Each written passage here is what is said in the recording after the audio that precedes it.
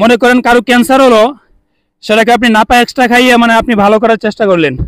এটাকে বলা হয়েছিল যেখান থেকে না সরিয়ে বিষয়টার যেন আরো উপরে উঠায় দেওয়া হয়, তারা এই কাজটা না করে বাঁশ দিয়ে তারা বেড়া দিয়ে গেল।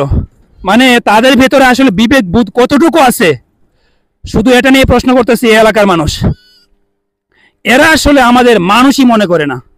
যদি মানুষ মনে করতো তাহলে তারা বাঁশ দিয়ে তারা বেড়া না দিয়ে সরাইতো, না হয় এটা উপরে উঠাই দিত।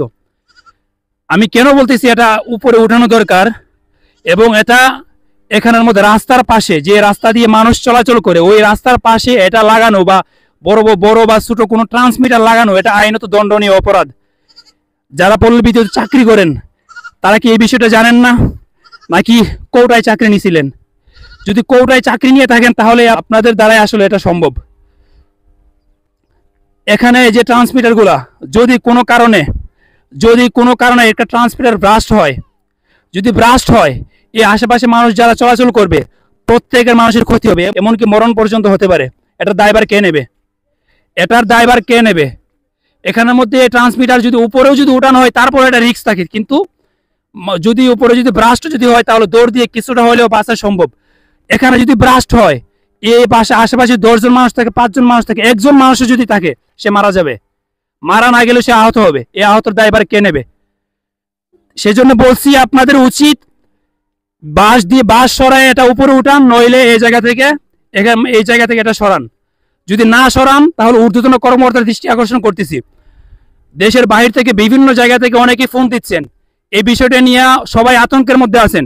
এদিক দিয়ে যারা চলাচল করেন প্রত্যেকে আতঙ্কের মধ্যে আছেন। এই মেশিনগুলো কিন্তু এখন রানিং, ট্রান্সমিটার, আমি একটু সাউন্ডগুলো আপনাদের শোনাই। প্রত্যেকটা ট্রান্সমিটার এখন রানিং।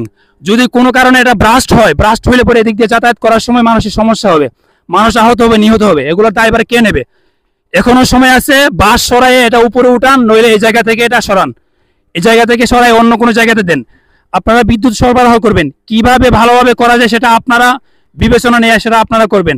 আমাদের কাজে কেন দেবেন? আমাদের জীবন নিয়ে কেন আমরা হুমকির মধ্যে থাকবো? এই ভিডিওটা আরো অধিক পরিমাণে শেয়ার করবেন, যেন ঊর্ধ্বতন কর্মকর্তার দৃষ্টি আকর্ষণ হয় এবং উনি যেন ব্যবস্থা নেয়। এটা আমাদের বিশ্বাস হয়ে গেছে। এলাকার যারা আছেন, এই পল্লী বিদ্যুতের যারা অফিসের মধ্যে চাকরি করেন, তাদের দ্বারা এটা সম্ভব না।